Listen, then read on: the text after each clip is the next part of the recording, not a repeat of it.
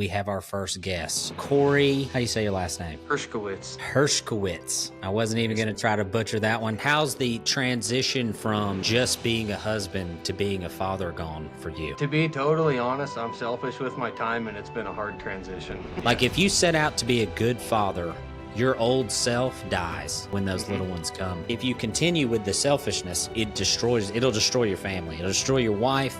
It'll destroy your kids. And so changing yourself in the way that you think is like a death.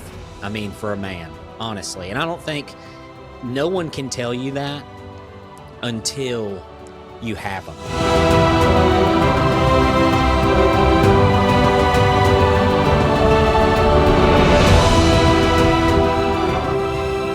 What's going on, guys? Welcome back to the Art of Suffering podcast. Today, we have our first guest. So we have Cory. How do you say your last name? Hershkowitz. Hershkowitz. I wasn't even going to try to butcher that one. This guy is the mastermind behind the Roobuck, Nevada YouTube channel. Just starting out, how long have you been on YouTube? The channel's a couple years old. I put out 3 or 4 videos. I believe it was 2021. Okay. And then kind of lost interest, moved to a ranch that didn't have internet, and then moved back into some internet service and ended up moving to the ranch I work for now. The folks I work for now are awesome. Okay. They let me take any day work. They don't need me totally full time, so they let me take day work and other jobs and stuff. And my wife says, you ought to film your day work and post it and see where it leads you. Mm-hmm. So that's how it started off there. About 6 months now I've been posting consistently. Okay, cool. Okay. So the if you haven't checked out the Roobuck, Nevada YouTube channel, go check that out. We actually I actually filmed earlier this week a react video to one of Cory's videos. He sent it to me on YouTube. Excuse me.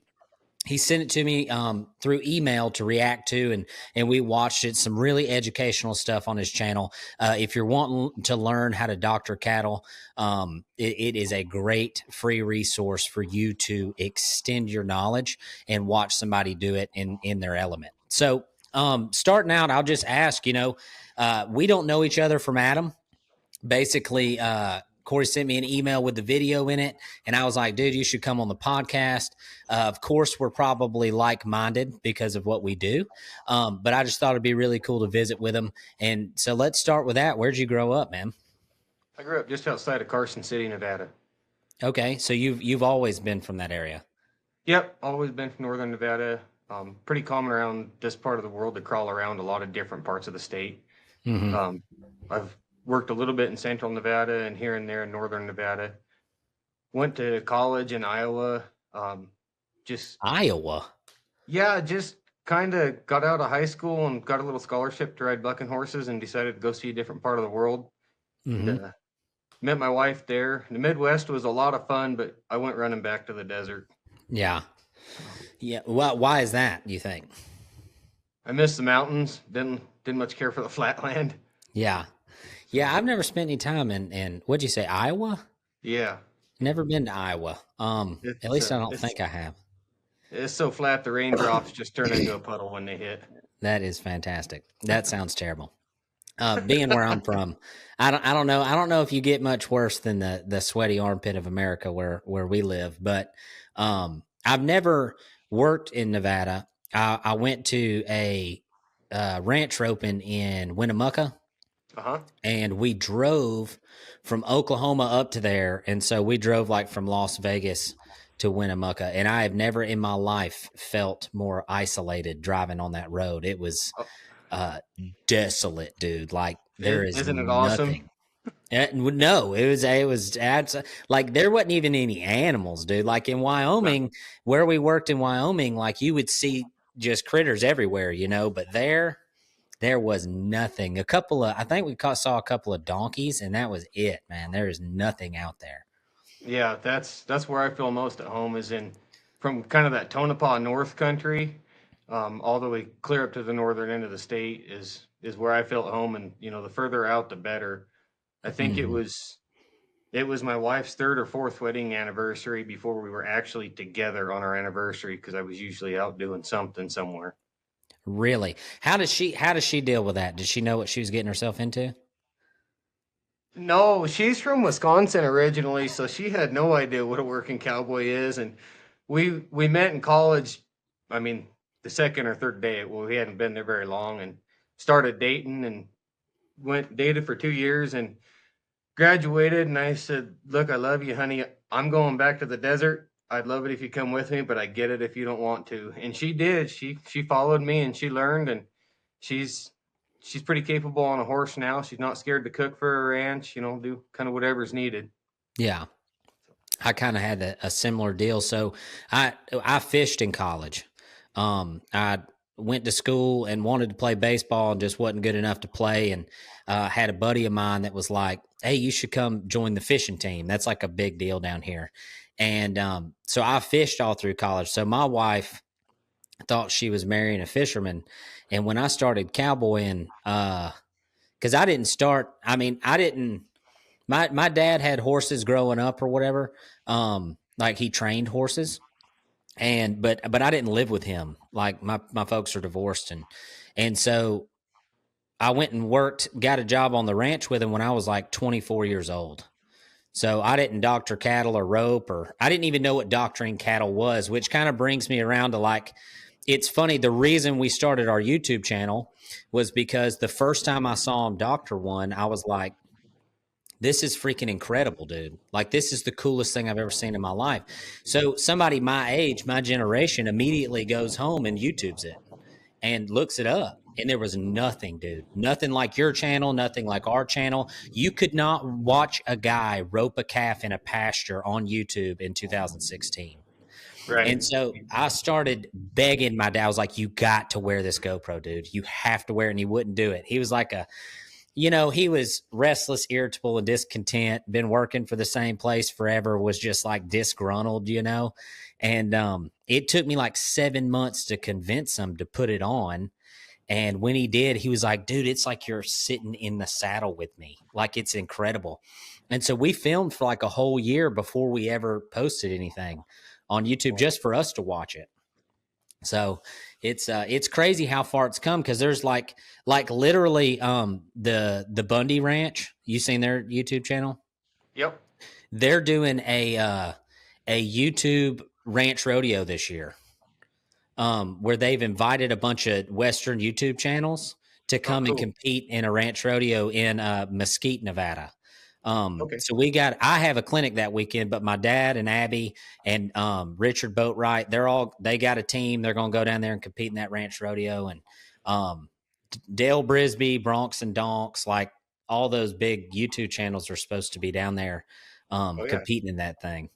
That's a So it's come a that's long going to be way. really cool to help, like you said, this side of YouTube grow, because it we can all showcase our skills and we all do things a little bit different, but in the end, we're all in it as beef producers, and we can help that beef producer industry grow and get the knowledge out there and get rid of some of the ill conceptions.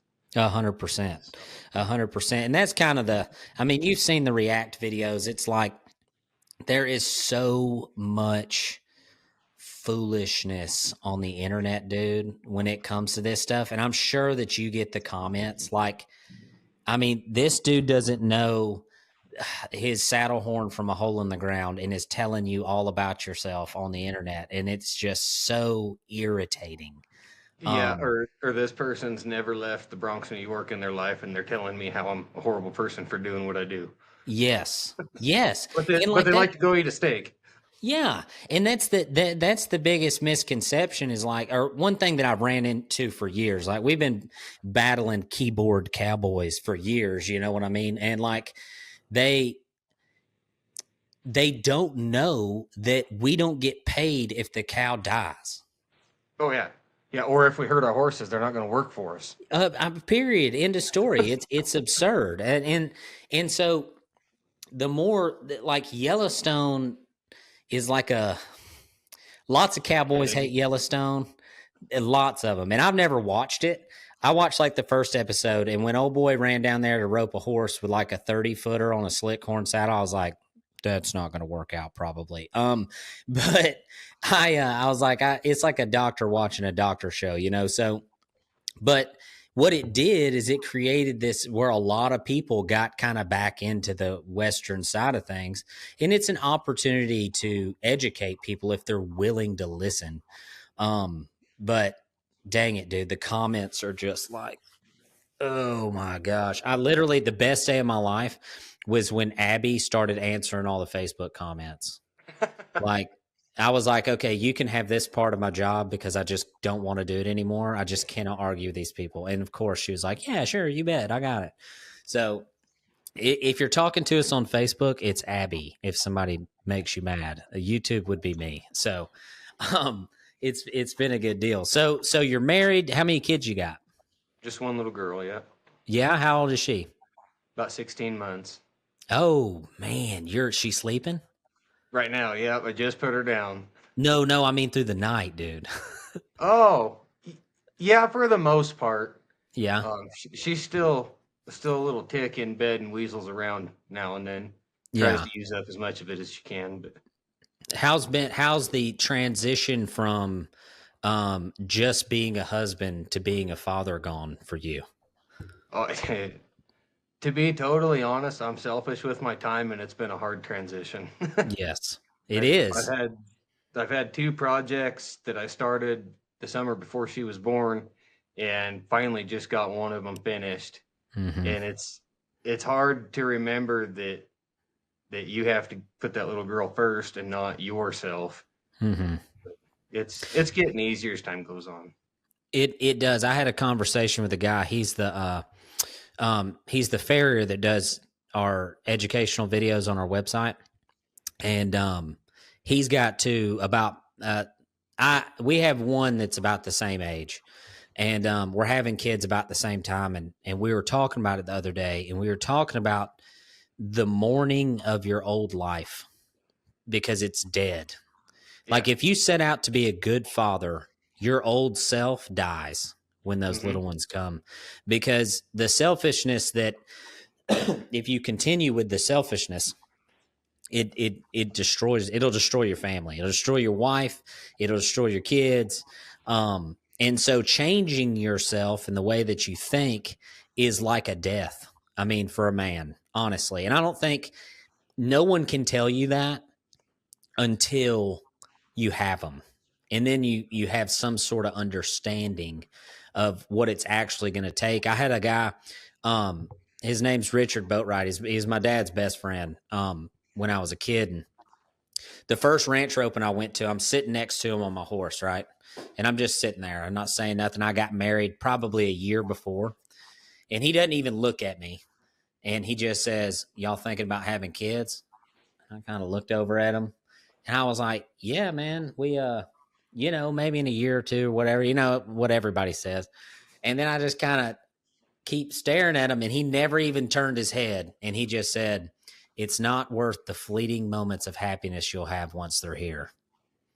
And I was like, God almighty, dude. Like that was morbid, Richard. What the heck, man?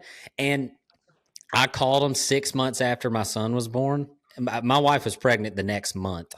6 months after my son was born, I was like, bro, I've never had someone be more honest with me in my life than you were that day at that roping. And it was because I didn't know what I was going to have to give up to have kids. Now, is it worth it? 1,000,000%.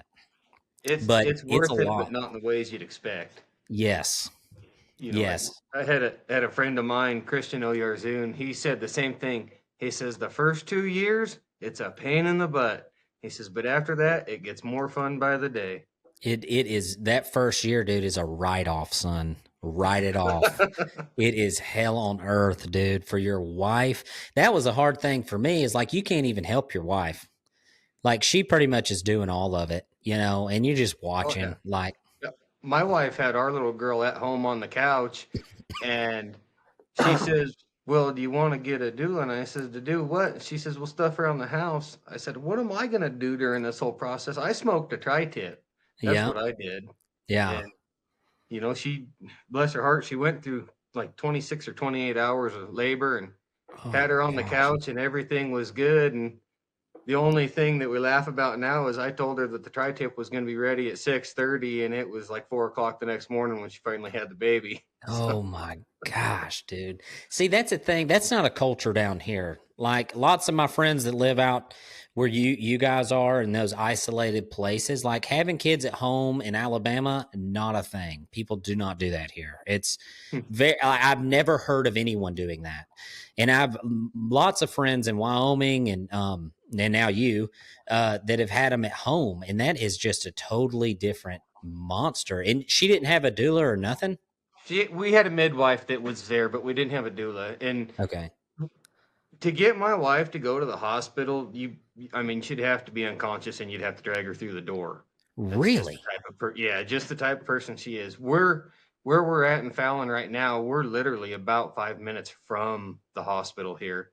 So Okay. it wasn't a distance thing. It's just, there's a lot of modern medicine that we don't agree with. And she says, Agreed. I can do this on my own. And I said, well, may you and the Lord will be there. That So is hats off, buddy. That's insane. Um, my wife literally almost died with my first one. He came like 9 weeks early, and he was in the wow. NICU for 5 weeks. It was terrible. After that, I was like, bro, we going to the hospital.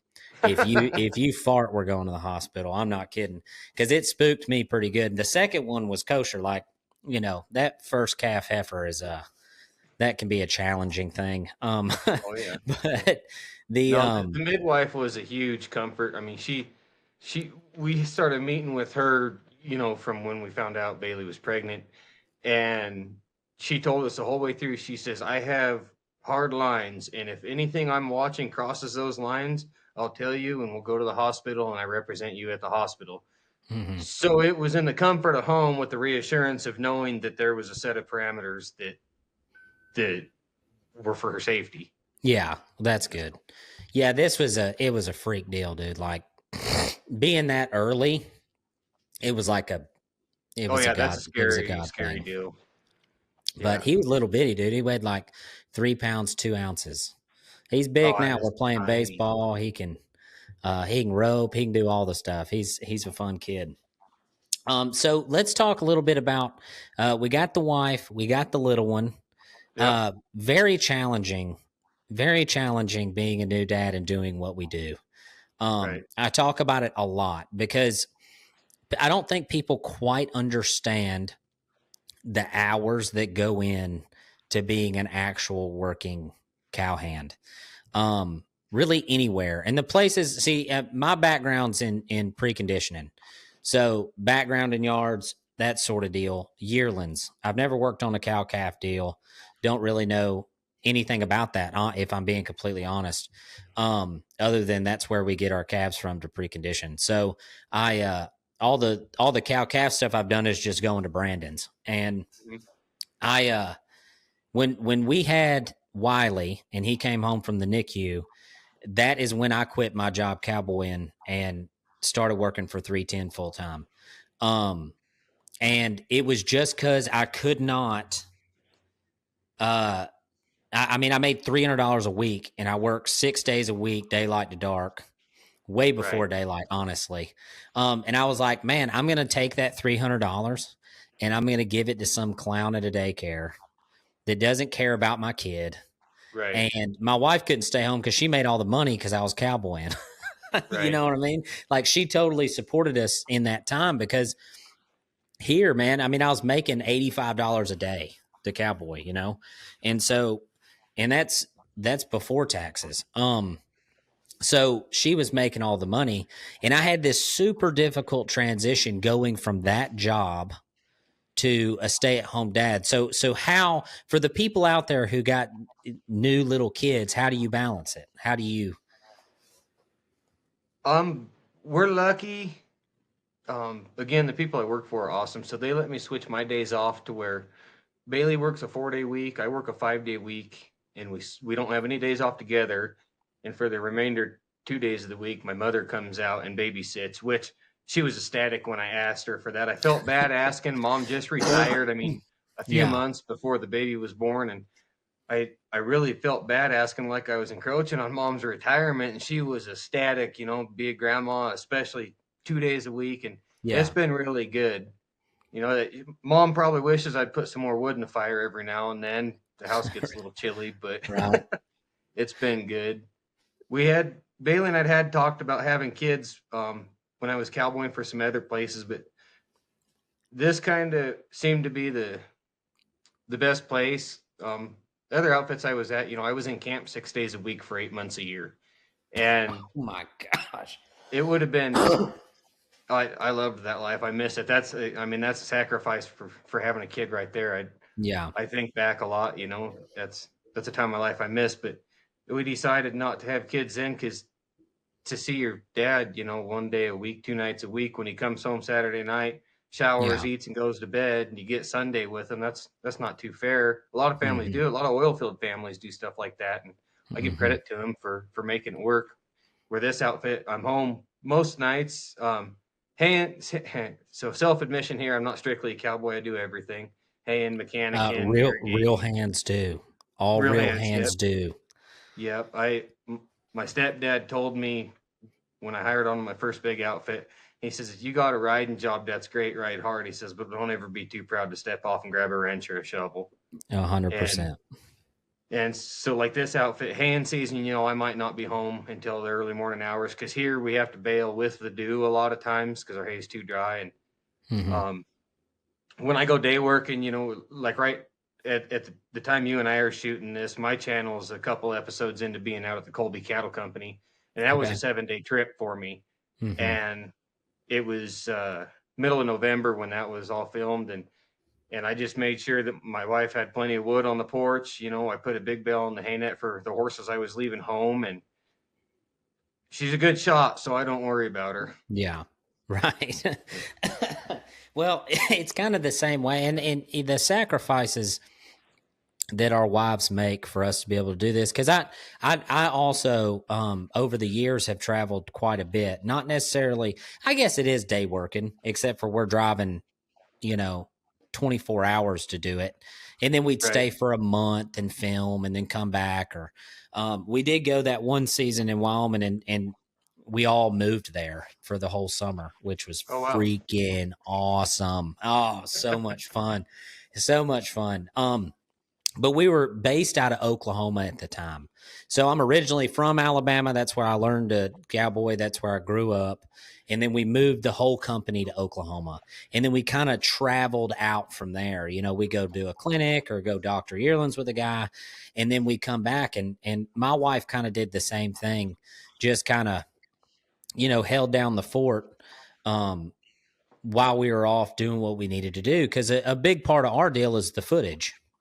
Right. We use it to sell ropes, and that's kind of a big piece of our puzzle, is the marketing, so to speak. So it's but dang it, man, it's hard on them. I always think about it kind of like a military wife. Like when I was in the military, I was like, well, if I get deployed, then you're just gonna have to handle it. You know what I Yeah, mean? we'll Like, make it work. yeah, 100%. And so I totally understand what you're saying, especially like the further you go along with YouTube, every opportunity you don't take, you're just leaving video gold out there. I mean, Right. there's, if you don't turn the camera on and you go doctor a calf, you just left it laying in the field. I mean, it's just Oh in the yeah. pasture. You Yep. don't have it now. And Um, you'll always catch that really cool loop when you're not filming. 100%, 100%. But that's awesome, man. It's awesome to hear that your wife is uh, a big part of it. Cause that's kind of been my philosophy, is if my wife is not on board, we're not doing it. I mean, Oh, it's just not absolutely. worth it. Since the day we met in college, it's for both of us, it's felt like it's been her and I against the world. And all the decisions we've made to move ranches or, different jobs or this or that, we've made together. And there's been differences of opinion, and some compromise and this and that. And we've learned now that the things that the Lord wants us to do are going to come easy. Like this YouTube channel, it's came really easy. It's been a lot of fun. For a Hmm. long time, we wanted to have our own ranch and our own cow herd, and that whole thing kind of fought with us, and some things didn't work out, and that's okay. You know, we were pretty bummed out for a while, and we had to learn to quit measuring ourselves on that and just take the successes as they come, because you'll go down the path that the Lord wants you to if you quit fighting with him over it. 100%. 100%. Everybody can feel a bracy horse. You know what I'm saying? Yep. And I feel like, you know, the horse knows. Of course, the horse knows he's bracing. You know, it's the same with us and the king. Like, if you're freaking tight lipped and like bracing, dude, it's coming. Yeah. You know, it's not going to be a fun time. I'm not good with names, and I'm not good remembering specific scriptures, but Jesus was telling one of his disciples, if you go into a house and they don't welcome you, wipe the dirt from your feet when you leave. And I've always kind of had that mentality. It's like, you know, there's been opportunities that didn't work out, and that's okay. I don't hold anything, you know, against for whatever reason they didn't work out, but I'm off to the next thing, and we're going to try and make this one work. Mm-hmm. Man, that's awesome. So let's get into, before we talk about YouTube at all, let's talk about some of your, now this is a good one, dude. This will clam a dude up right here. Let's talk about kind of your principles on horsemanship and stock handling and your rope handling, because lots of different people watch our stuff. Right. People from Texas and the South and all over the world. So kind of give them a little insight into your philosophies when it comes to how you handle your livestock and then your rope handling. Okay, well, anybody from Texas is, no, I'm just kidding. I'm not going to start that argument. I think that, well, okay, a little bit of preface here is I started breeding half draft horses. Okay. I got a nice quarter horse mare I crossed to a Clydesdale stud. And if I can plug him in here, I can. If not, that's fine. Yeah. Yeah, no, plug him. Plug away. His registered name is Battle River Inc. He's from the Raise a Glass Ranch out of Forsyth, Georgia. I hope I'm saying that right. Mm-hmm. I've got 3 colts on the ground and another one that'll be here in about a month, and I plan on breeding back to him again. And I noticed that guys are riding these smaller quarter horses out on these big deserts, and boy, they can move and they'll run you right to one, and they're smart and they watch a cow nice and they got a good brain to them. And then by the time they're 13 years old, they're used up. Their joints are bad. They're, you know, you get a Beefmaster bull somewhere and he saws up on you or something. Them little horses, they just don't got the weight to pull on them. So when I started working for the outfit I'm working for now, a good friend of mine, Dr. Torvik, she's a vet, and her and I were just talking one day, and I was really ignorant about the whole thing, and it just kind of thinking out loud, I guess you could say. I says, man, you know, I wish you could breed a Clydesdale stud to a quarter horse mare without worrying about hurting a mare. And she looks at me, she says, you can. And I says, what do you mean you can? She says, the mare's got a hormone that won't let the foal grow too big to have it safely. So you could cross the Clydesdale, do a mini if you wanted, and be okay. I don't, you know, if you try that and it fails, that's not on me. But and I said, really? And she says there's a hormone in the mare's body that it's not like, you know, breeding a great big bull on a first calf heifer where it's going to be a wreck. It ain't like that with horses. And so I said, okay. And like 3 months later, I had bought this broodmare from some friends of mine and had found this Clydesdale stud I liked. And I liked him. I guess I didn't really know what I was looking for, what kind of Clydesdale or what kind of draft stud I wanted to breed to. But he's athletic. He shows in jumping, and he does movies and stuff. I mean, he's not just a plow horse. Yeah. And I told my wife, I says, well, something athletic would be a great thing to cross with. So we crossed him, and the first one that hit the ground was this little dun stud colt. And I was a really avid Rush Limbaugh listener, and he hit the ground about a week after Rush died. Yeah. So I named him Rush Limbaugh. And and he's so cool now that the people that watch my channel, they know him, you know, and yeah, they've seen him on a couple of days because he'll just be a 4-year-old this year. So okay. Going back to how I think about him is I don't use him young. I rode him, I think 2 or 3 days outside as a 3-year-old. And a handful of really short rides as a 2-year-old. I don't Mm-hmm. believe in putting a lot of time on them young. Mm-hmm. Um, but by crossing the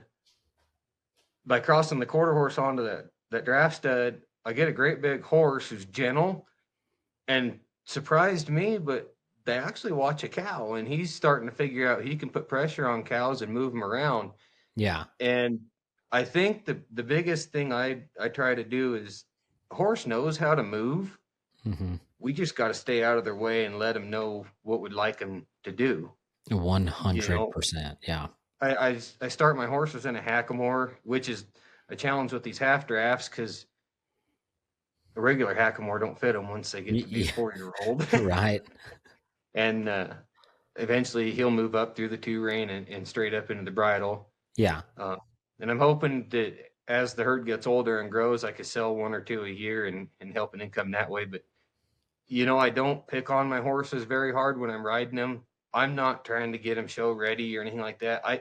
If he works with his head up in the air a little bit and he's working and he's where he needs to be doing what he needs to do, that's fine. Let him have his head up in the air a little bit.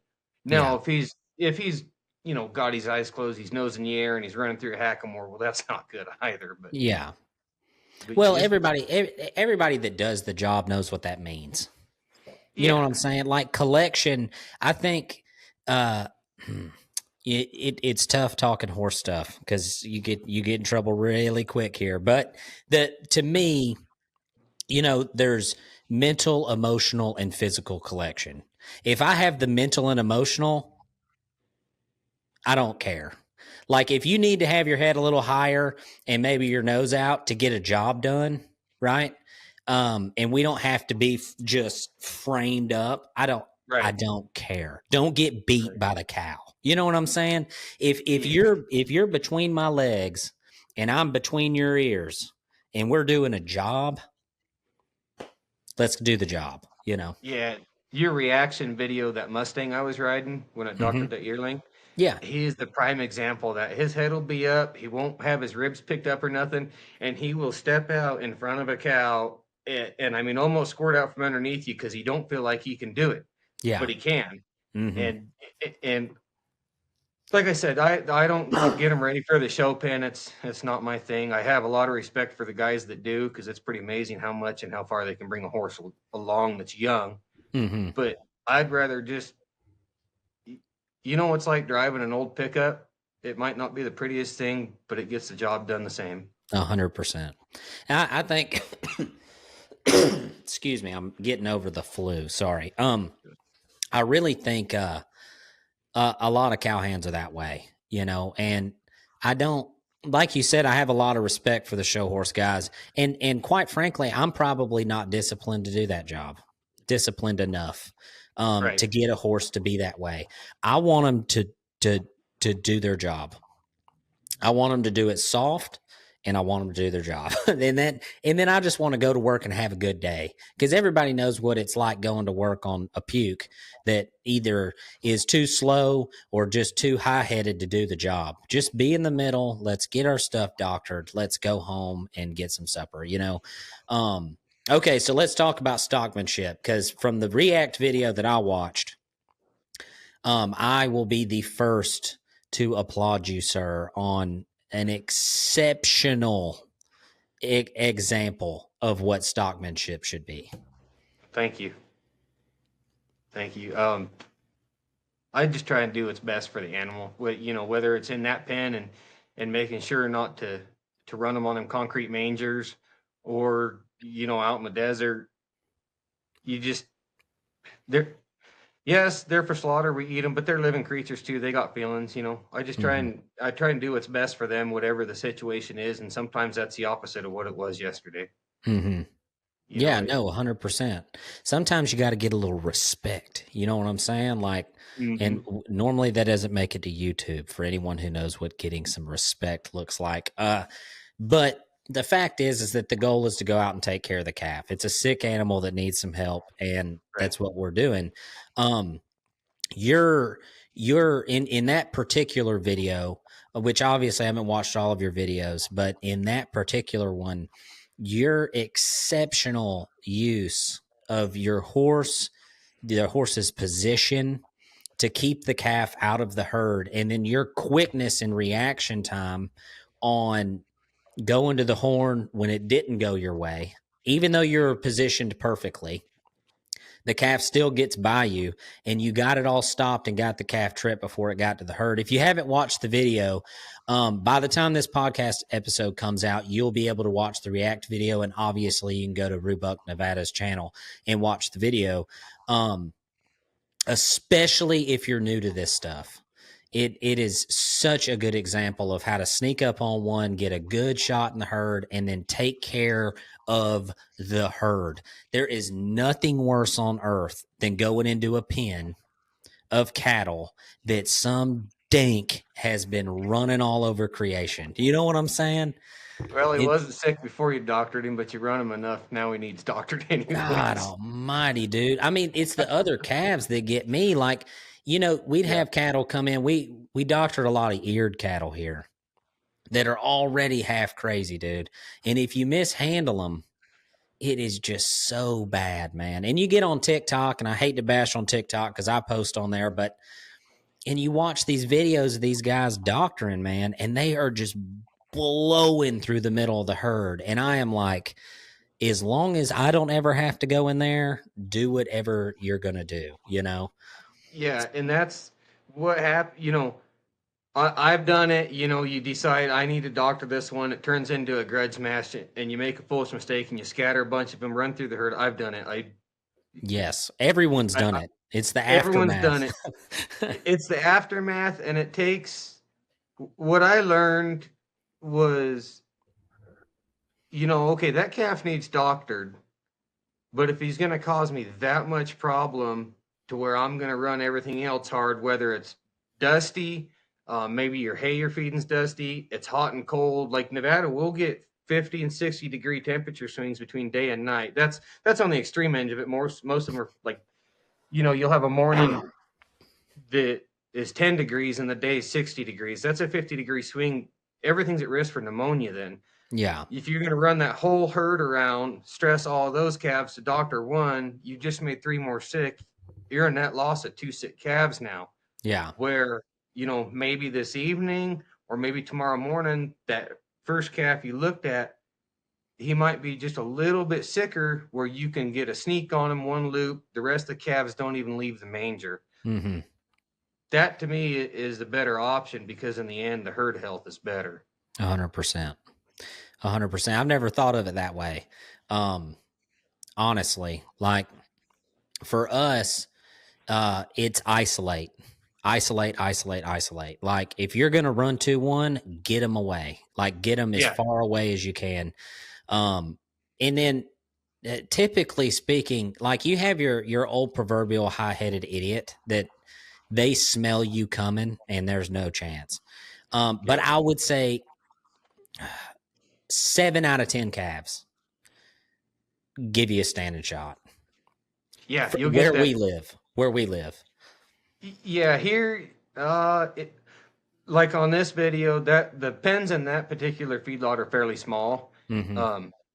Not that you won't get a standing shot there. You will most of the time, and that standing shot might not happen your first try you set it up. You might have to ease around in the corrals 10, 15 minutes, and them cattle, and just about anywhere, eventually the cattle decide, okay, this guy on this horse, he's not going to bother me. I'm going to go back to, smelling this fence post or doing whatever I was doing. Mm-hmm. That patience there to wait to get that first shot, I had some wrecks developing that patient because, you're excited, you get to go rope something, maybe, you fed hay all morning and now you got, just the afternoon to get through 1,000 head in that feedlot. And, there's a couple that you got a doctor. So you're in a hurry and you'll always end up be further ahead just to have that patience and set a shot up really slow. Because a guy can rope a dummy 99 out of 100 times, but he might only have a 70% average running one down. For sure. And that's the thing about hula hands or tip overs or whatever your poison is. Like the greatest 3-point shooters in the world, 33% is incredible. So to me, a 3-cool hula hand is a 3-point shot. I mean, that's a 3-pointer in basketball, you know? If you're 33%, that's pretty good. And I'm going to throw it every time. You hear me? Every single time. And even if it's 5 coals, I'm going to try just, you know, for the video, because it's freaking awesome. But watch that rope sail out there like that far. It's such a cool deal. So who taught you how to rope? Sorry about that. My computer came unplugged. It got dark. No, you're good. When I was growing up, we were leasing a little ranch outside of Carson City, and a man by the name of Scooter McGinnis taught me to rope. And I was in high school before I started roping. And that was just team roping. You know, the little ranch we had, if something needed doctored, we just pushed it up into the corrals and run it through the chute. We didn't rope it and knock it down and do it the way that would have saved a lot of time and been a lot easier.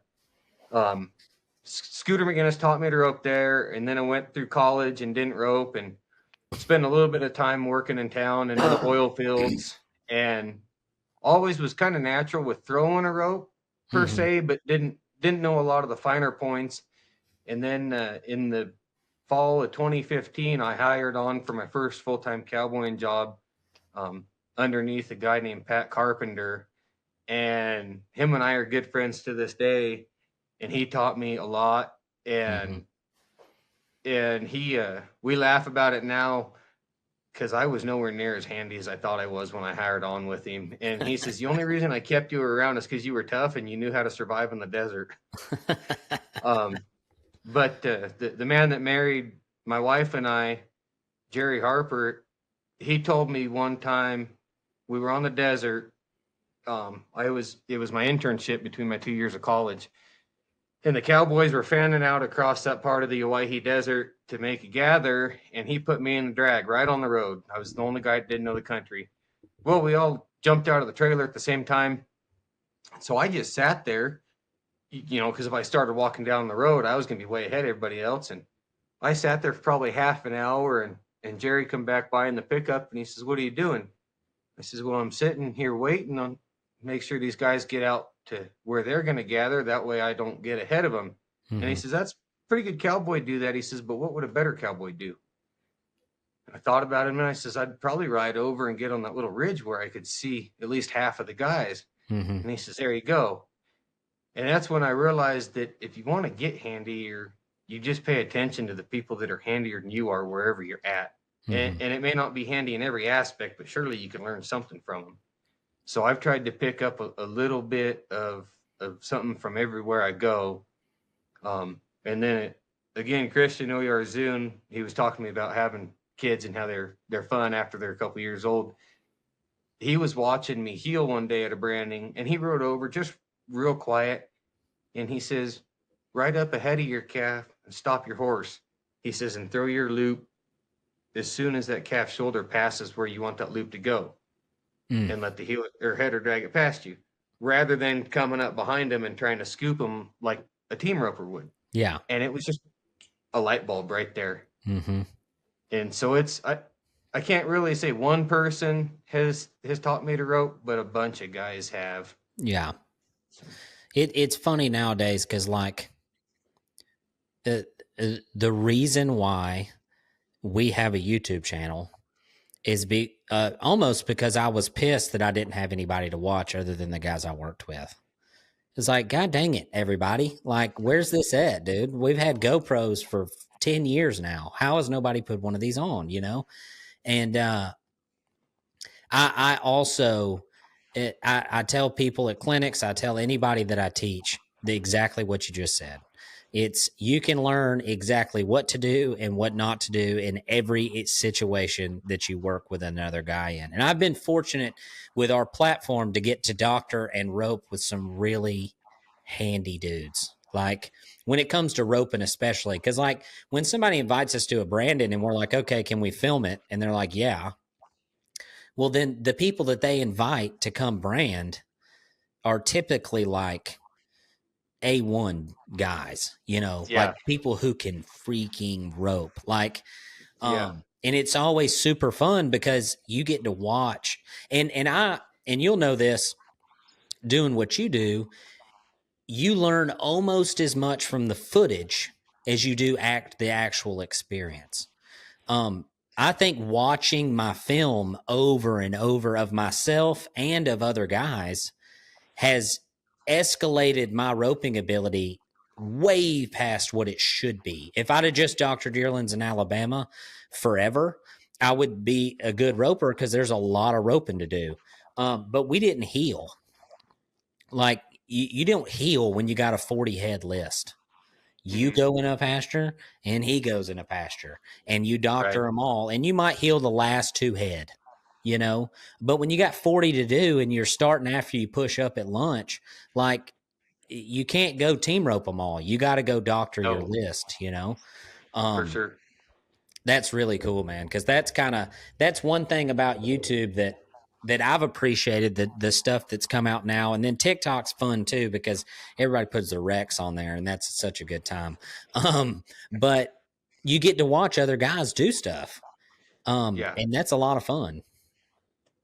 It's been, I've noticed it, and it's getting better, I suppose, as I have gotten more used to wearing the camera. Mm-hmm. But it seemed like when I first started wearing that camera, my roping ability was cut in half as soon as it turned on. It's the It, I curse, mean, baby. It's the oh my curse. goodness. It is terrible. Dude, when you go play, like when we go places and like, it's not just GoPros when we go places. Like you got GoPros and freaking drones and videographers and like, Mhm. it's a lot. Yeah. It's a lot. And it makes people uncomfortable. Hmm. Like the best ropers I've ever seen in the world are uncomfortable. Um, like when we do the guapos, man, and we got, you know, videographers all over the pen, and these guys are going in there that I've doctored with that don't freaking miss, dude. Like, don't miss. And they just are trash. I mean, Yeah. just terrible. Like, there's a super handy guy that I know. His name's Luis Moya, and he is like, there's people that I've watched over the years that I emulate, and he's one of them. Like just the way he carries himself and his horse, the way he swings his rope, he's just freaking cool, man. Like everything he does is cool. Um, and the first guapo he's in, he lost his rope, Oh and no. which is like the guy that works with him every day. His name's BJ, and he actually, I think he won that guapo. Anyway, I'm sitting with BJ, and I was like, did he just lose his freaking rope, man? And it's in the video, like the highlight video of it. And BJ was like, I've worked with him for 10 years and I've never seen him lose his rope. But what's funny is he lost his rope, but he got his rope back the coolest I've ever seen somebody get their rope back. He like let the calf go to the herd and he stepped off his horse without ever coming out of the stirrup, hooked his rope with his spur, and then flipped it up over his horse's butt and caught it and stepped back on without Oh ever yeah. getting off his horse. Oh I yeah. was like, man, that dude even gets his rope back cool. Like I'd have been out there running around like an idiot, you know? It was freaking awesome. But the curse of the camera, dude, that drone, have you filmed with a drone any? I haven't. Dude, it is it is awful. It's like this ominous like over the top of you while you're trying to rope. And the second you hear it, you're just like, I'm trash. I can't rope anything. It's so bad. It's so terrible. Um, so with that being said, how's the reception when you go to places in day work and you're with other hands that don't know you? Um, when you put the camera on, how's It's that feel? it's interesting. You get some guys that are just fluid and natural in front of the camera, Mm-hmm. and usually the first day everybody's, a cardboard cutout. Oh yeah. And then by the second day everybody kind of relaxes a bit, and the couple guys that my channel sees a lot, like Pat and Adam, they were cardboard at first, and by the end Mm-hmm. of it I'm having a harder time editing because they're joking to the camera more than they're Yeah. giving me usable Cowboy. stuff. Yes. Oh man, I could, if I ever decided to self-implode my channel, I'd just put a bloopers reel, stuff the guys knew the camera was going to hear that it Yes. shouldn't. um, but it's been fun. It's been interesting to see who said, okay, yeah, that's fine. film this part, but don't film that part. Or every Mhm. now and then somebody be like, I don't want any filming at all. And it's like, all right, well, let's just go get a job done then. Yeah. It's been good for the most part. I think that's a misconception. Like we've gone to places like that too, or like we don't got a video, dude. Like we'll just come help, you know. Yeah. Oh yeah. But yeah, but normally, but it's one of those things, man, that once you see it, like once you see what it can be, and people don't trust the video editing process, right? And Right. that's what I tell everybody. I'm like, you have a good video editor, okay?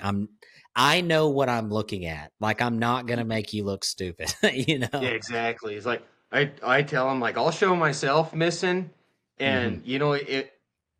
There's a prime example on the the video out at the Colby Cattle Company that just came out a couple days ago. Talon runs in front of me and misses a rope, or misses a loop rather, and I ran up and stuck it on the calf.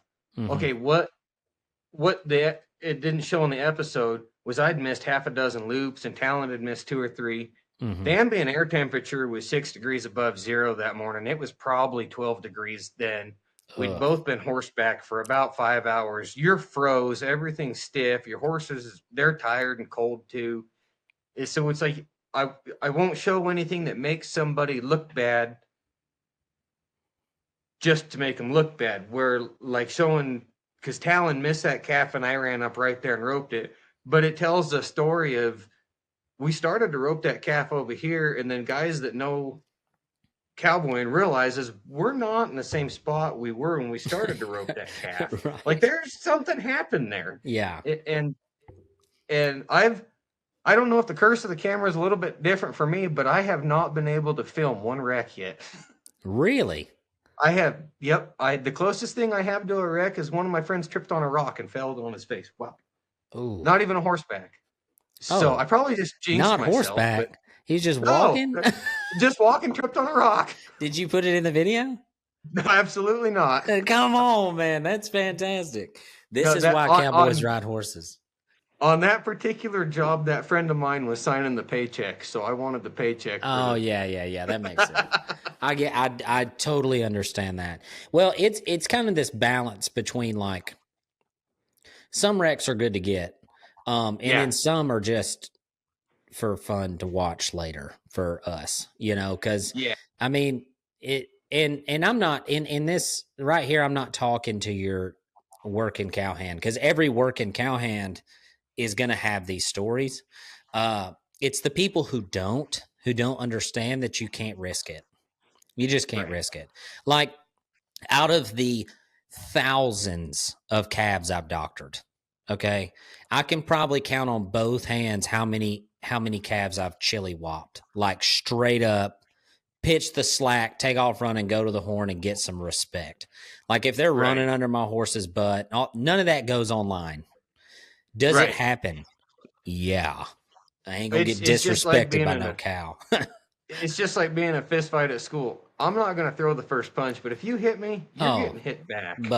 buddy, they'll try to kill you, really. Hmm. And having a respect level is a thing, but you say that to a working cowhand, they're like, mm-hmm, you know. You say that to somebody who doesn't know, and you've immediately called PETA on yourself. So Yeah. there's this fine line that we dance, and I've gotten like later in the years. Like I made a video for Black Friday. I don't know if you saw this. It's called The Mist Collector. Did you see that Oh video? yeah. Yes, I did. Freaking priceless. Dude, I was literally sitting at my computer at like 2 o'clock in the morning, laughing uncontrollably making that video. I was like, this is freaking hilarious. Because if you were to go through all of my film for the last 8 years, the miss to catch ratio is astronomical. Like Oh, we same have here. so Same here. many misses on camera, and these people, we go to places and they're like, "You guys are the best ropers ever." I'm like, "No, no, no, no, no. I'm the best video editor ever." There's a giant difference between how many times you miss versus catch, and that's the thing, man. You watch a guy in the NBA, 30%, dude. That's 3 out of 10. That's three I out of worked 10. I worked for a ranch in Central Nevada, and one of the deals there was come branding season, Martin Black and a bunch of his students for the ranch school come out and helped us brand calves. Mm-hmm. And that was a ton of fun. With, you know, they were really cool people. They were not as an insult, but they were dudes, you know, lawyers, full-time professionals, this and that, and they'd go Yeah. get their cowboy fix a couple weeks a year. Mm-hmm. And leading up to this deal, I'm thinking, man, this, you know, this can be a babysitting gig. It's going to be a wreck. Like I was kind of dreading it. They were a blast to be around because they wanted to learn. They soaked up knowledge, and they were pretty handy, some of them to begin with. Like I'd ride with a couple of them every day of the week and not have a problem. Yeah. But we, after every day, would all sit around this great big table there and have supper. And it's basically just a big, you know, Q&A with Martin, and he'd ask the students questions and vice versa. And I forget what the lady's name was. She says, "Boy, Martin, you sure catch a lot of loops." And he says, "I don't catch any more than you do. I just rebuild faster." Facts. Facts, dude. I've said that to so many people. I've said the best roper in the pen is not the one who catches the most. It's the guy who can rebuild the fastest. Period. Yep. Period. Because I'll rebuild a loop faster than you ever seen in your life. Just it hits the ground. I'm like, because it makes me mad, dude. I hate missing. I hate it, but it's part of the game, man. It is. But now when I'm in a roping, so like we go to the Pro-Am every year. I don't think I'm going to make it this year, but we go to the Pro-Am, and I freaking love that roping. It is so much fun. But when I go to those things, I keep my percentages. Like I write it down, like, because I go in, wanting to like perform better than I did the year before. Like, honestly, trying to beat my pro. You know what I'm saying? Like, that's my goal. Yeah. And last year in November, we moved, me and my wife moved from Oklahoma back to Alabama, and I did not ride a horse the whole year. Like, we moved back. I don't know if you've seen the other podcast episodes, but like I have an autoimmune disease called psoriatic arthritis, and it's arthritis of the small joints. So it's like lower back, hands, feet. Like, to put my boots on to ride, I have to like tape my feet down because they're swollen all the time. Like, I can wear like Crocs and some Hey Dudes, and that's about it. They make them spurs for Crocs now. I got some, dude. I took them to the Pro-Am this year. I'm not kidding. So I hadn't rode in like a year, but I was like, I'm going to the freaking Pro-Am, you know? So I flew out to Oklahoma and practiced for a couple of days, and we went, and I went 17 for 22. And I was like, that's the best I've ever done. I should quit today. And I think because we practice so much all the time, and the pressure feels so immense when we go do anything, because people watch us on YouTube and we make cool videos of the ropes because we want to sell the ropes and showcase them at their highest potential. That when you walk into a clinic, and like at our clinics, on day 2, we do a groundwork demo, and we go in and rope like 3 or 4 calves and like show the groundwork and just kind of a demo, how to do it all.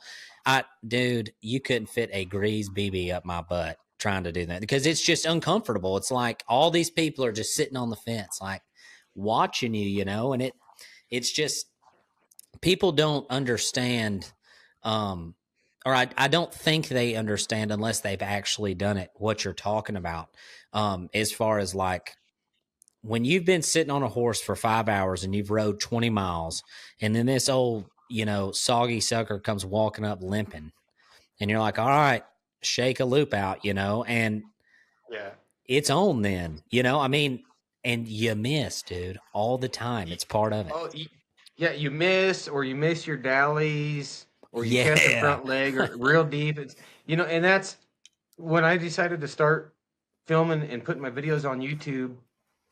That's one thing I thought I'm not going to try and just show, the Hollywood romantic version of it. Or like, I'm going to show the suck. Yes. Because that's the truth. And that's like, I just today, I posted a little short video of, I called it the ugliest branding on YouTube. And it was in a small pen. And just like Rosie said, it was half mud, half ice, half water trough. Ooh. And I was fighting with this cotton rope I got, just an untreated cotton, and for whatever reason, it would not break in right. It wanted to kink. It wanted to figure eight. It just, I've had I don't know how many of them. And this one I finally give up on. But I could not catch two legs. And Rosie's hip is at the time he needs surgery on it. I mean, he rode with us the first day on that job, and then he says, I can't ride. He says, I'm cooked. And so it's like I can't catch two legs on anything. We had, I think, 4 calves to do. Mm-hmm. And just because we were turning them out in a different allotment, and they just needed iron is all they needed. And it's just one of those days I'm having a horrible time. And finally I just started letting my heel loop sit there and tangle up, and finally, 2 legs would come up, and it by the end of it, Rosie says, that takes a lot more of a hand to sit there and wait and have the patience and take 2 legs. That way I don't have to tail one down by a high hawk or something. Mm-hmm. And that right there, I really thought this needs to go on YouTube. That way people see the reality of it, and that it's not all groomed arenas and sunny weather. No, it's No, it's wind blowing, dude. It's freaking brutal. That's why I named the podcast what I named it.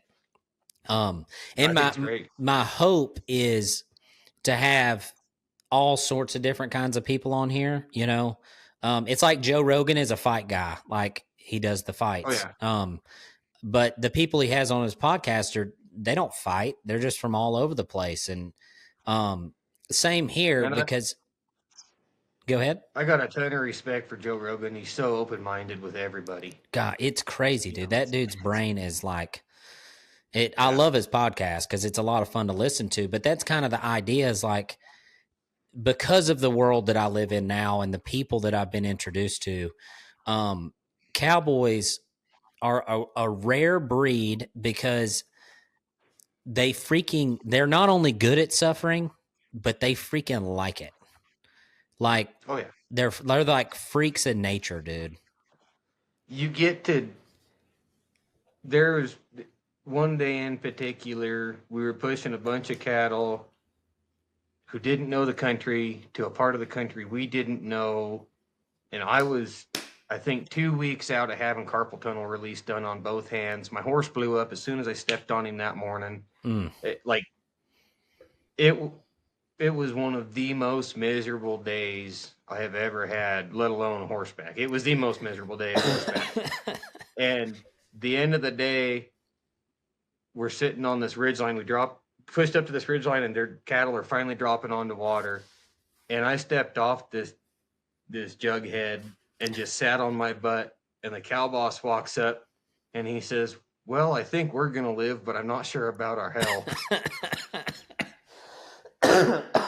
That's funny. Anytime the suffering sets in again, whether it be from heat or cold or, long hours or you got something where your horse has got something, he's not quitting being a jerk all day. Eventually every cowboy gets one day they can think back to and think, it ain't as bad as that day was. Yep. And that you have to like knowing that, you can suffer through it, and you'll be okay. That trailer's down there, or in 2015, right after I hired on to that outfit where Pat works, when you went to the C Punch, Highway 447 runs up, and the C Punch is on the east side of the highway. They're south of Gerlach, or I guess east of Gerlach also. Across the highway is a little ranch called Rodeo Creek. And my first job when I hired on the bigger ranch was go to Rodeo Creek and gather it. It is 250,000 acres. There's 400 head. I got a string of horses that I didn't know anything about and was by myself. I'd never been there. Ugh. So, it took me 2 months and I didn't get it clean. I ended up, I think, 35 or 40 head short. But as I was getting down to the remnants, it was the 1st of November when I started that, and I was getting down to the remnants and was talking to the boss about where to go, and not Pat, talking to the other boss. And he says, ride to such and such a place and check if there's cattle there. So I got the BLM map out and was looking at it and thought, it's the 15th of December. You only got, 9 hours of daylight, maybe 10 hours of daylight, not much. That's an overnight trip. So I threw all the blankets I could find in the bunkhouse in my bedroll and took a pack horse over and got as far as I was going to ride. Didn't even see a cow track. thought, okay, so I found some old Mustanger corrals that were falling down and built a fire and set up my bedroll and stuff. And it got dark and I crawled in it and crawled out of it when the sunrise again. And it got down to like 4 degrees that night. All I had was my bedroll and all I took off was my spurs when I crawled into my bed, and got up the next morning and melted my ice water out to make coffee and went about my looking on the other parts of the country ahead. And I didn't realize it at the time, but now it's like when I get cold, I just think back to that night because it's not as cold as that night was. That is insane. It's so it's amazing the parallels between like the suffering that like the difficulties of the job here versus out there. Like I kind of have a similar story. The South Sandstone is burned in the side of my brain. It was a gather that just went. It was just like everything that could go wrong, freaking trash, dude. It is awful. But then working down here, it was so. It's not like that. Like the miles you ride are like dog years. Like it's not the same. And then the way that they get you is dark doesn't mean dark down here. And the list doesn't end because it's dark. It ends when you're done with it. And it's like you said earlier in the podcast, like doing everything is not an option. There's no riding job here. There's a everything job. So like fixing water troughs, plumbing, fencing, all the stuff. You do it every day, all of it, every single day. And I can remember, man, you'd freaking be getting done putting your horse up or whatever, and the boss man would drive by and be like, hey, he'd kind of flick you a sheet of paper. He'd be like, these pastures need some hay in them. And it'd be a 25 bale hay list. And it's freaking dark. And you just go to putting out hay. You know what I mean? And like, you turn the lights on the tractor on, it ain't, you got lights. What are you whining about? Yeah. Get after it, you know? But that it's something that and it's not, I'm sure the oil field is very similar. The military in certain aspects were similar to this. The more you suffer, the better you get at it. And I think God designed it that way for men. It's like the world has created this environment where men are allowed to be candy, just weak candy men. And what's funny is that makes people like me and you look weird, but we're not weird. We're what it's supposed to be. Like you're supposed to be good at embracing the suck. You know what I mean? Yeah, we're not weird, but we're definitely the minority in today's 100%. World, and especially being Christians. Yes. And every video I post, I try and put a little scripture at the end, and sometimes it might kind of be an offshoot of what the video, if you can read some into that there. Sometimes it's not. Sometimes it's I got a study Bible, I throw that open, and I think, hey, for some reason that one's jumping out at me today, and I'll put that on there. And if I go several years with YouTube, whether the channel makes it big or it doesn't or whatever, if it turns one person to Jesus, my channel is a success. Yeah. Well, that's kind of like 3:10, is Philippians 3:10. And it says, for our determined purpose is to come to know the King and share in his sufferings in order to be transformed into Christ's likeness. And there's a lot of days I've regretted Dad picking that verse. You know what I'm saying? Like that's kind of been his life verse, and he instilled that in me. And it's an unbelievable thing. But the fact of the matter is like, if you don't have a reason for suffering, it's stupid. And that's the reason. The reason is Christ. Right. And the whole idea behind this podcast and all the episodes up to this point have just been me sitting here talking to this camera, and I talk about biblical things, but I'm not preaching because I'm not a preacher and I don't have any answers. I don't freaking know what I'm doing, buddy. I'm just out here on a path trying to survive it. And it's more about having the opportunity to walk with other men like yourself in a world that's designed by the enemy to destroy us. Because it makes you feel isolated. It makes you feel like, you're the only one out here grinding. And that was the hope for the podcast, is that I could somehow interject my walk into other people's lives while they're driving to work or freaking fighting with their kid or whenever they listen to their podcast, and because that's how my heart's been changed. God changed my heart at work, doing the job, learning how to suffer, learning how to be just a freaking warrior, dude. Like that was never in a church pew was I like seeing the king. You know what I mean? But lots of Right. days horseback, I was like, wow, man. I mean, what a gift I've been given to be able to do this. And so it's interesting to me. People being good at suffering is very interesting to me. It's very fun to kind of step into that. And I appreciate you sharing it, because sleeping in 4-degree weather in a bedroll. How old were you? I was 23 then. God almighty. So you had just come, would you just come back from college?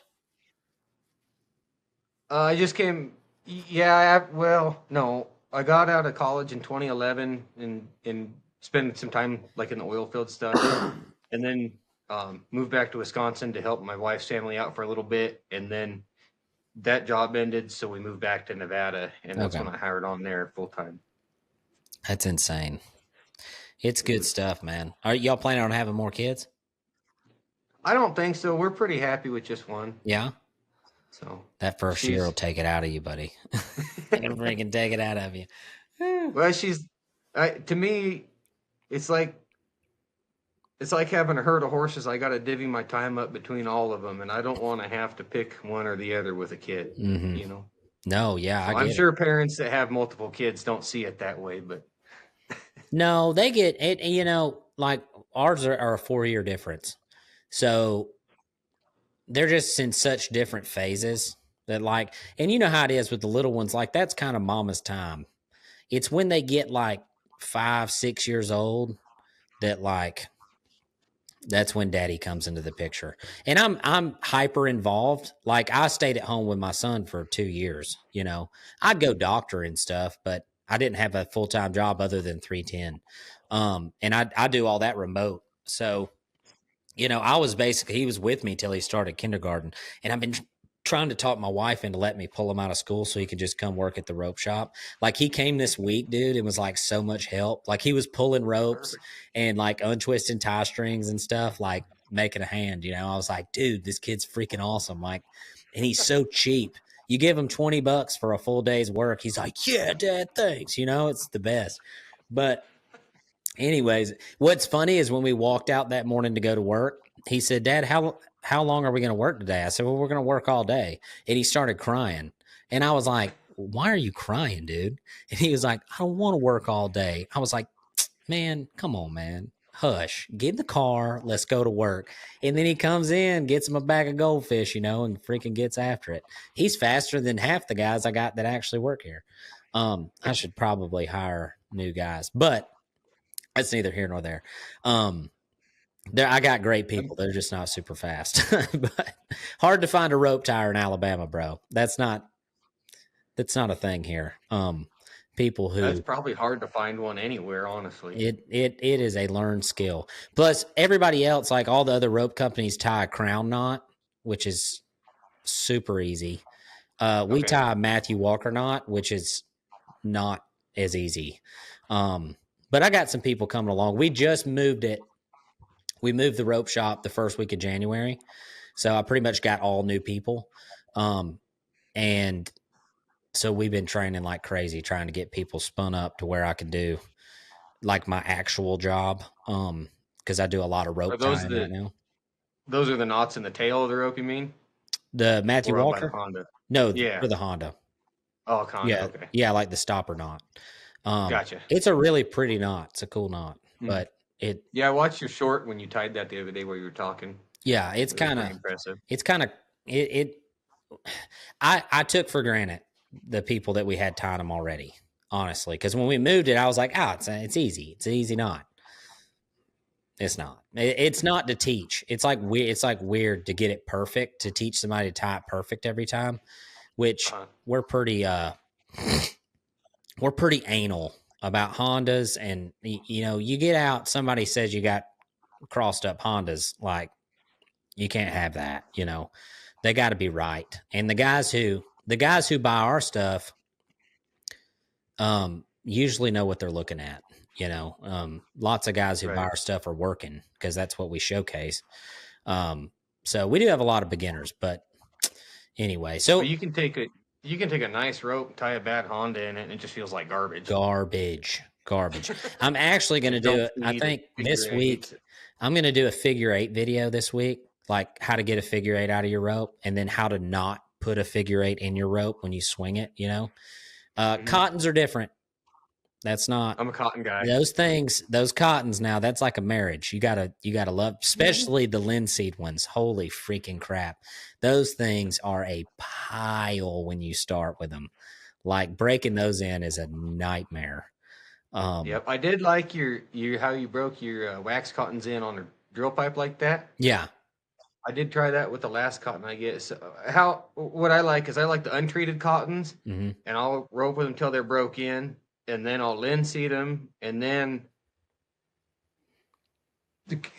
people don't understand that don't understand, but cotton ropes are not consistent one to the next. Not at all. I mean, you may have one that's as heavy as a poly and the other is lighter than a nylon team roping rope, So the two ways I go with them is either linseed oil or paint. And the end result is always different from rope to rope with a cotton, but I get along with them. Yeah. We just wax them. And we started getting these new polys. All right. And I'm a poly man through and through. I love a poly, and I'll use a cotton like at a Brandon or whatever, but Dr. and Yearlings, I like a poly because it's wet down here. Like them cottons don't like the wet as much. Oh, they get angry. Yeah, so the polys do really good in the wet, but they were always so limp. They're like a dish rag. And so when we had ours made, we had them spun tight. And the first 2 head, they're like a cotton. I mean, they are a kinky sucker. You got to break them in. You can't just, and we send a little sheet with every rope that says how to break it in. But instead of taking 40 head, it takes 2. Right. And then they're freaking dialed. They're awesome. And so we're really worried about that, because sending them out to people when they first get them out, it's not like a team rope and rope. Like you can't just get it out and just go. You need to run it around a post or at least feed it on your horn or something, But we sell more cottons than anything else, and they're the kinkiest, sorriest suckers on earth. Hard to break in anyway. But how hot does a untreated cotton get? Does it get hot on your hand? Brand new cottons get really hot, and they're really abrasive on your mule hide. I don't rope with rubber. I don't know what they would do to rubber. They're pretty aggressive that way. And they get basically, I tell people when they stop being aggressive and abrasive and hot in your hand, that's when they're ready to linseed. And then once they linseed, they're a lot cooler. They're really easy on your mule hide. And then if you go a step further, and you don't have to linseed before you paint them, but you can. Once you paint them, the house paint will fill in the grooves of the rope, and it'll feel just like a garden hose. And you can run all 60 foot of that through your hand. As long as you're smart enough not to squeeze on it, it's not going to burn you. Yeah. And you can, that's one thing I learned to like about cottons being on a Cowboy's salary is you can buy them in an 88-foot coil. That's a lot of rope to pack. I always cut them at 70, and then you got 18 foot for tie strings or whatever. And you can, cut them a couple times, and eventually they get too short to use. But once they get painted and nice, they're so easy on your mule hide where you're not burning the mule hide up every other branding. Yeah. And I got sick of paying $20 for a strip of mule hide.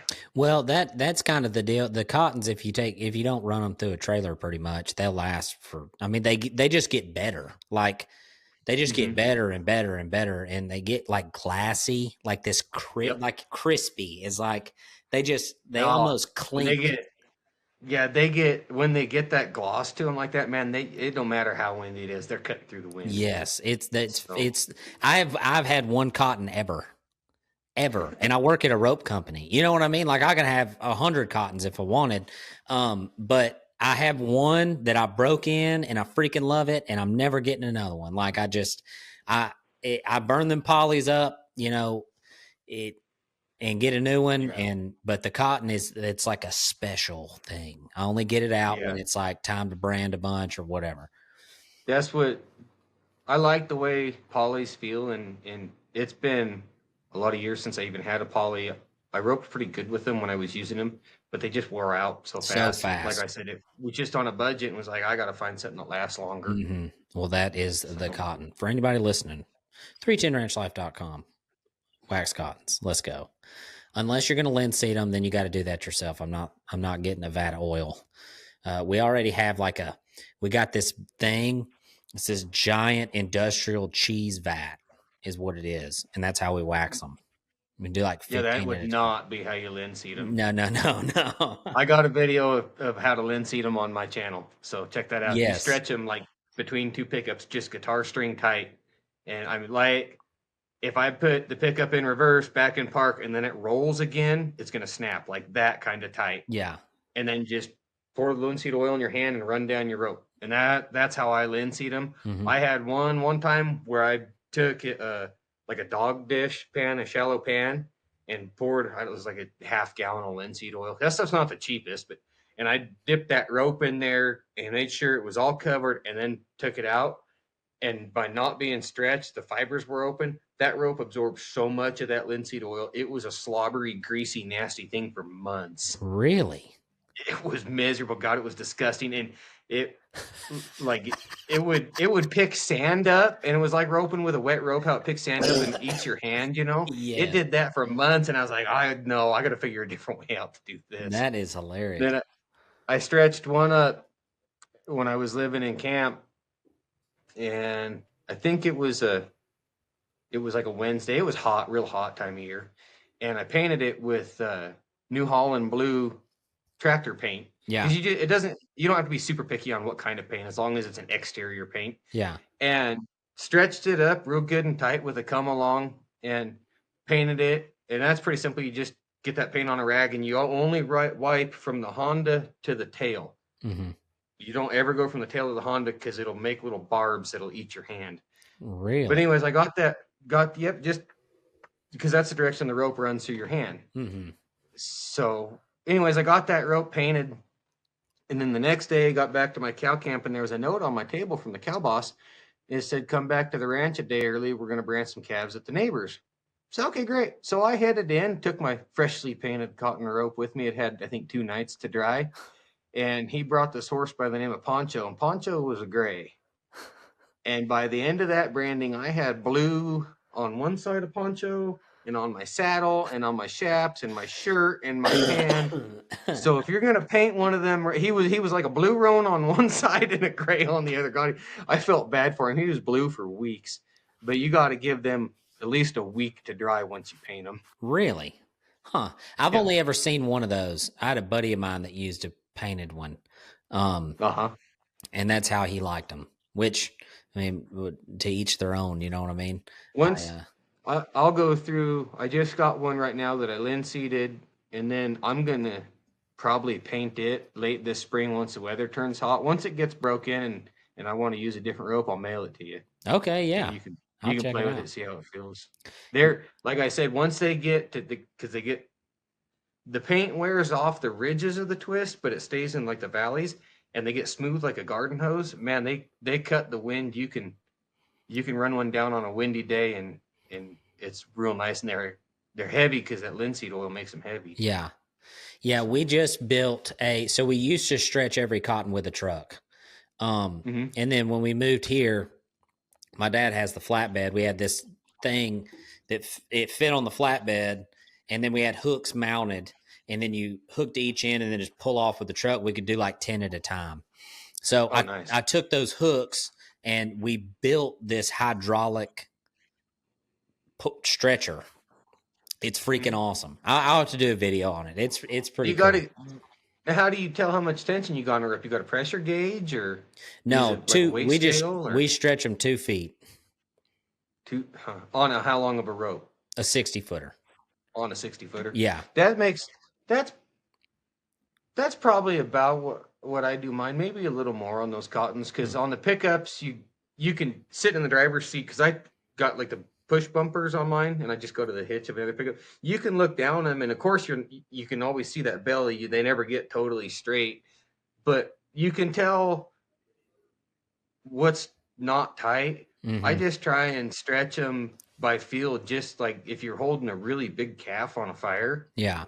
That amount of deflection in the rope, and it's probably about 2 foot of stretch I take out of the whole thing. Yeah. Our main deal is like you take them out of the wax and knock them off. You got to get the excess wax off. So we scrape them. So when you stretch them the 2 feet, it needs to be tight enough. We take a 5/16 wrench, 2 of them, and you put them on either side of the rope like this, and then run down the whole rope. Oh yeah. One way, you go top and bottom down, and then on the sides back, and get the excess knocked off. And then once a fella goes with the horn, 30 times on a calf, the glass is the wax, and it's good to go. They're a freaking mess to make, though. There's wax everywhere up in here. But everybody loves them, we really dialed all our ropes down to really just what we like using. So we only carry like 1 nylon now. We carry 1 nylon, a bunch of polys, and then the cottons. So we tie horn knots in them and stuff, like the 3/8 cottons. We got this one called a heel and drag, which tying off is for other people. I don't do it, but I can tie a cool horn knot.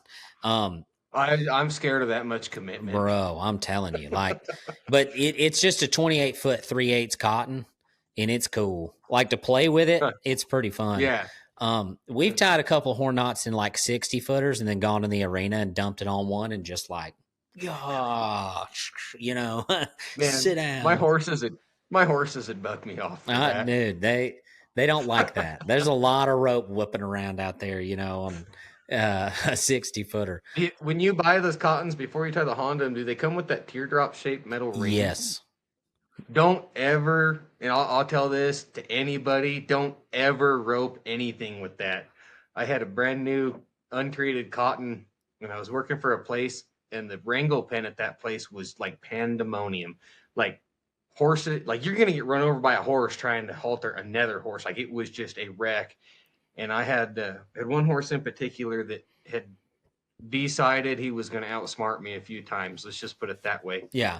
And I lost my temper and went and got that brand new cotton and fed it through itself with that teardrop ring and tied it to a big stout pipe post. And he ran by, and I stuck it on him, and he hit the end of it and flipped him over backwards.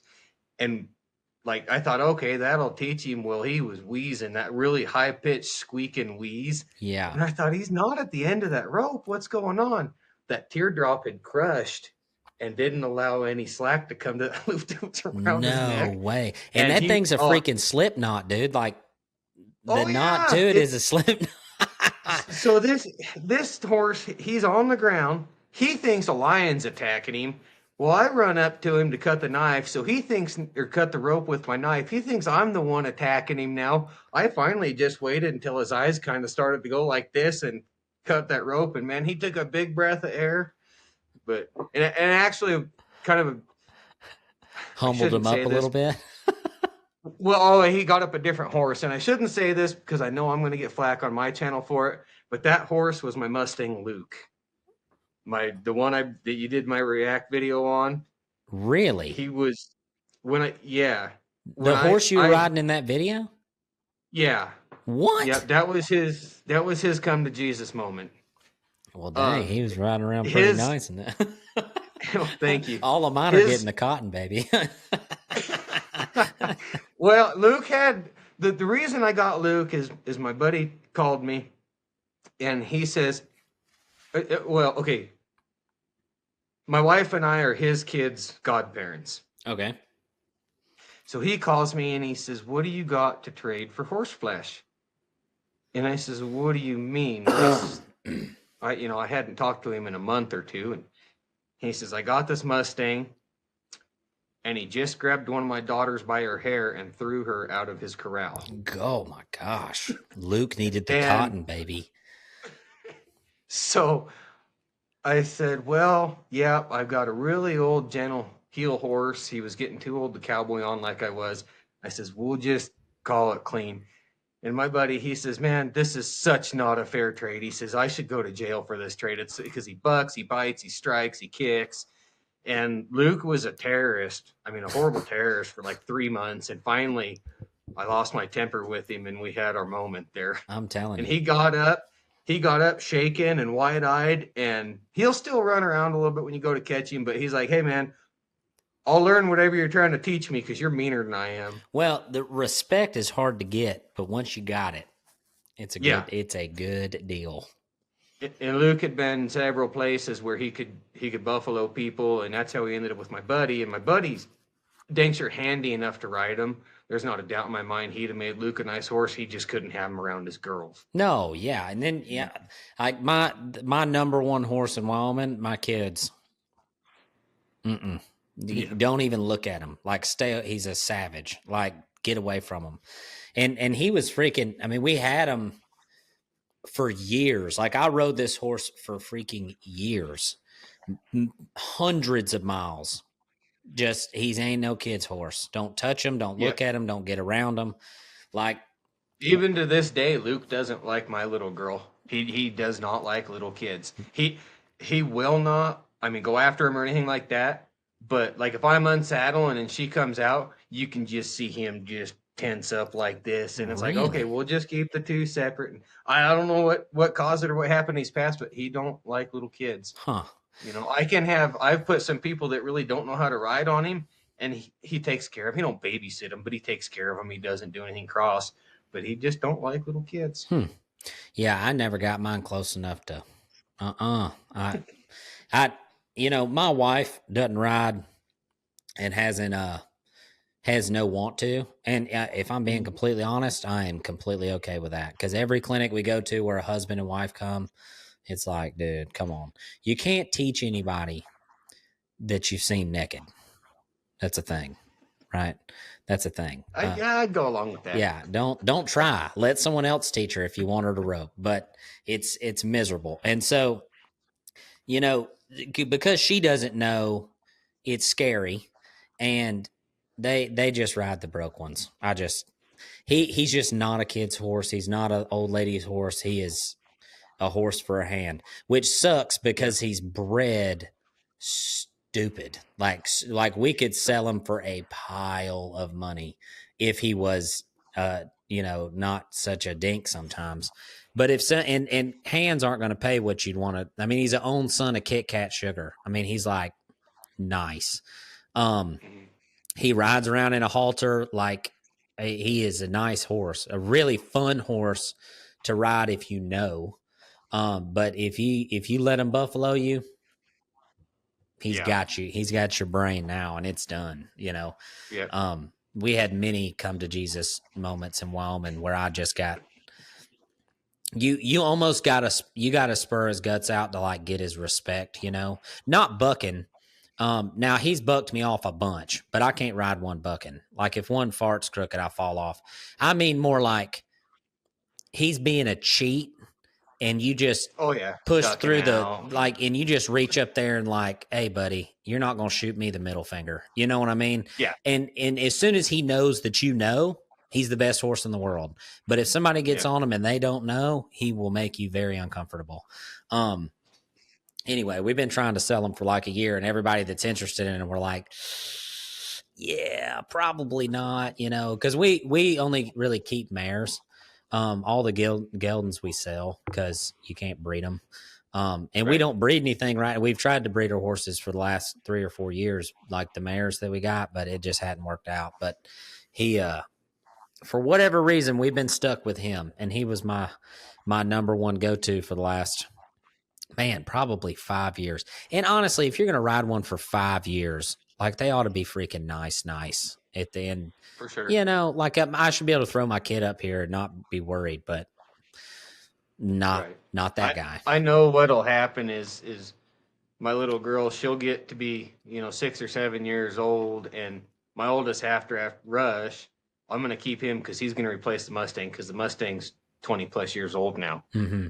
So what's going to happen basically is I'm going to have to ride all my Colts all the time because my little girl's going to steal Rush. I can see it coming. Yeah, no question. You'll be happy to do it. Oh yeah, absolutely, absolutely. We've been really lucky with the horse breeding side because my wife is working for Dr. Torvik now that we live close to town, and she's been doing the AI on our horses, and it's been working really well. Man, that's awesome. Yeah, we tried both. We sent them out there with one, and it didn't work. We did AI, it didn't work. And it's just a crying shame. I mean, you're talking about, 3 mares that you could get on and go Dr. Bridleless, legit, like real life. And my brood mare, you're lucky if you can catch her. Well, and that's the thing, Dad, he just likes mares, dude. He likes heart. That's what he says. He says you cut the heart out of a gelding. Oh, that's legit. That probably, Yeah, this part of the world is, mares are getting more popular, more accepted, but there's a lot of ranches out here that won't allow a working hand to have a mare. Really?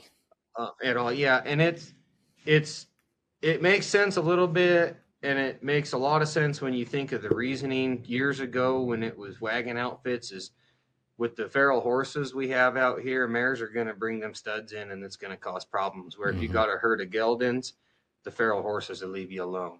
That's wild.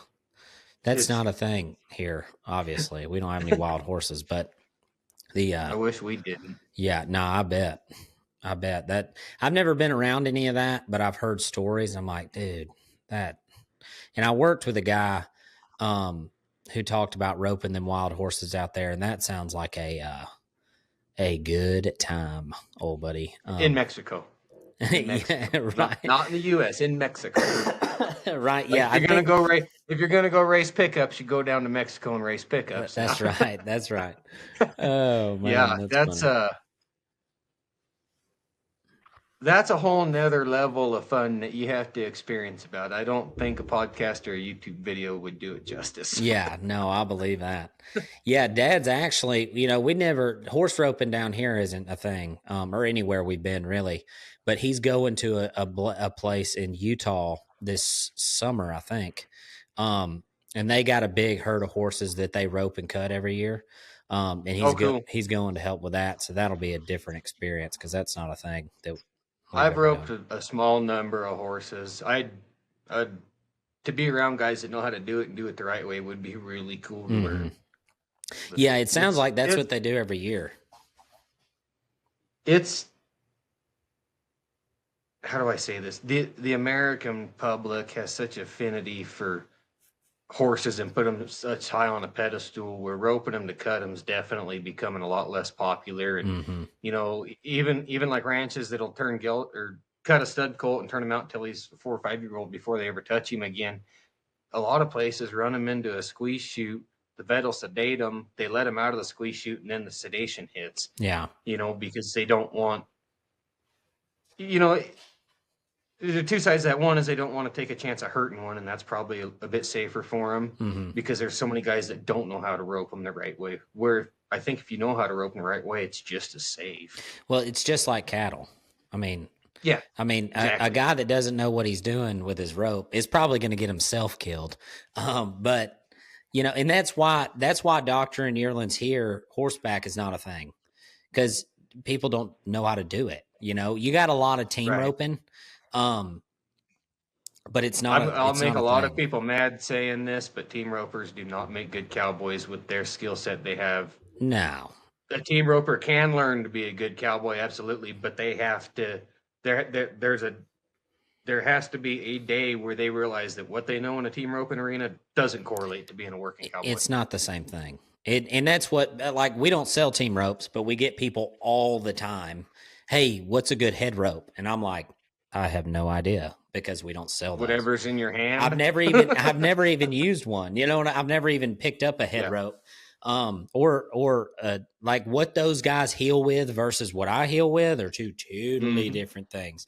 I found one of my old heel ropes from high school about a year ago in the living quarters trailer, and I had not had it out of that rope bag in probably 10 or 12 years, and I took it out, and I didn't even build a loop. I took it out and just held it. Was like, nope. Tie strings, baby. Yeah. Best tie strings ever.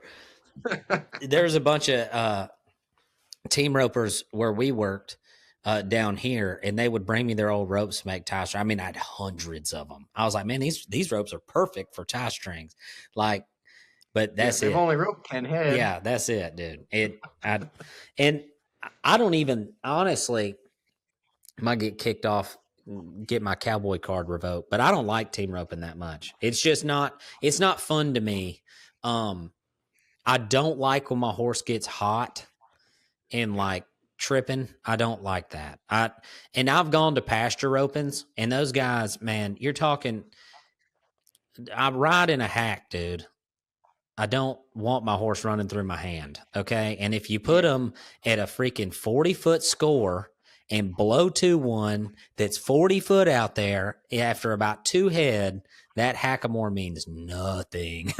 There's nothing that stops them from wanting to go. Man, I worked for a place that ran Cory, and you'd go gather an allotment, and you'd get, an 80% gather or something like that the first couple days.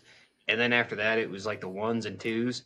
And them Cory, when they run out on the deserts, and they didn't cut them as calves. Yeah. Oh, you had a truck. We had half-top trucks and trailers, and we'd cinch our horse up, be a horseback in the trailer with the loop built, with the butterfly doors open, because as soon as that truck and trailer stopped, they were gone. And you had to build to them. And we didn't do any of the corral work of horseback on that outfit, because the owner wanted them to know how to be worked afoot because they were roping stock. That made sense. But man, talk about your horses in a permanent state of blown up. Because it was sad, because you might have to run a quarter mile to them out there, and by the time you get there, your horse is half winded and the Cory are fresh. You're going to get one shot. Yeah, that's awful. You're not going to be able to rebuild and stay with them. That outfit was a blast to work for. It really was, but it was hard. Like, you'd have to go in the evenings and ride your horses just to slow them back up, to keep them from being blown up. Yeah.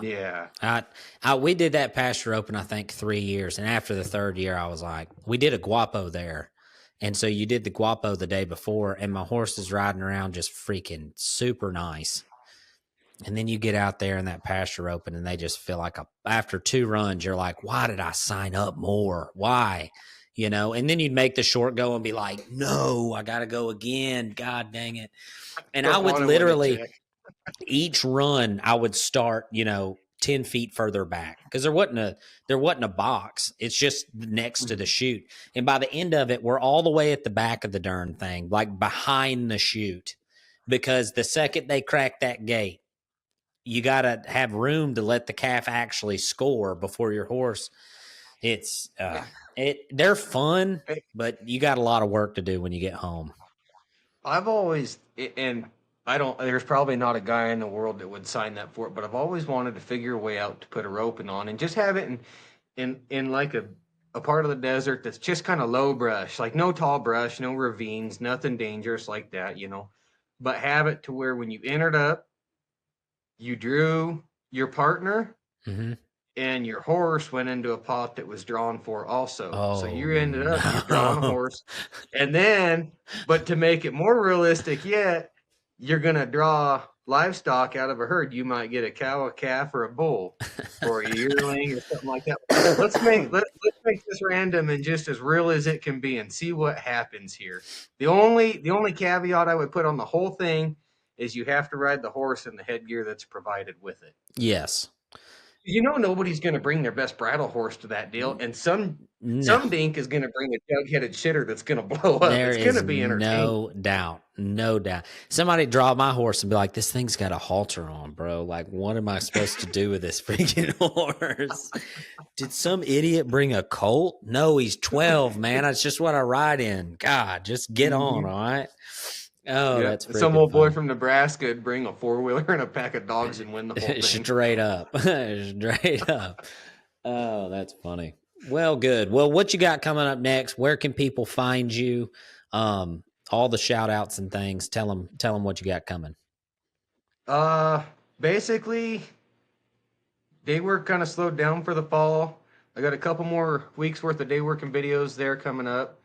The way I post on my channel is Friday is my day working videos. They're right now, they're going through November. I had a little bit in December and a little bit in January. And then on Tuesdays are the kind of what's happening right now videos. Last couple have been starting one of the colts I've got, the filly I've got. Calving season's coming up, so I'm sure there's going to be some content there. Of course, we're 2 or 3 months from Brandon season, so that'll be a pile of content. Mm-hmm. I just try and show my life really, and not glorify it or anything. And if one of the things I say in almost every video is ask questions, I'll answer them. I'm not the most imaginative person, so if somebody asks a question, it might lead into a video, and just share some information is the biggest thing. I second that. Ask questions. Yeah, it's. I mean, that's how we share knowledge. That's how we keep our lifestyle, our culture alive. Yeah. So in the big picture of things is hopefully YouTube will get big enough for me that it can support my wife and I can day work full time and raise my half draft herd and kind of go that route with it. That's awesome. But you got a website coming up? When are you going to start your website, dude? You got to get the website going, baby. I got to get the website. I got to get TikTok. I got to figure out how TikTok and Instagram work and all that. I'm not. I'm new to this. I tell you, I lived out of cell service for a lot of years. Hey, hire the Instagram and TikTok guys out once the YouTube gets big because they're a pain in the butt. It's the more channels or more profiles you add, the bigger pain of a butt it becomes. Like you got to make content specific stuff. It's great, guys. It's my favorite thing to do on earth, except for rope cows, but it is a job. Perfect. Well, this Saturday, well, no, I can't even say that because this is the week it's coming out. So the video of me reacting to the Roobuck, Nevada channel's video is already out. That will already have been posted long before this podcast episode comes out. But I'm sure by the time we post it all, it'll all be linked where you can go back and forth. But if you haven't seen the React series, it's a lot of fun to do. Send me videos. I love battling the keyboard warriors. There's this, I'm assuming being from. Head on over to my channel and fight with them. Yeah, that's right. That's right. So there's this YouTube channel I watch. So I like to golf. They call ranch roping the golf of roping because there's so many different shots, right? Well, there's this channel I watch called the DOD King, and he's got this YouTube series called The War Against Weasels. And all he does is anyone who talks smack to him on the internet, he goes to their home golf course and plays them in golf and runs his mouth in real life. It's freaking hilarious. And if I was independently wealthy, that is what I would do. Is I would go around to people, take my horse and my rope, and I'd bring the freaking cows, dude, and go show up at people's house and be like, okay, let's go. Let's play a game of pig. What you want? What you want to do, you know? Yeah. No team roping, though. Awesome. We're not going to do the team roping. Nothing with a barrier. No barriers. This is straight real cowboy stuff. But anyways, man, I sure do appreciate you coming on. You are literally the first guest on the Art of Suffering podcast. It's been great visiting with you, and we'll see you guys in the next video. Go check them out. Link is in the description.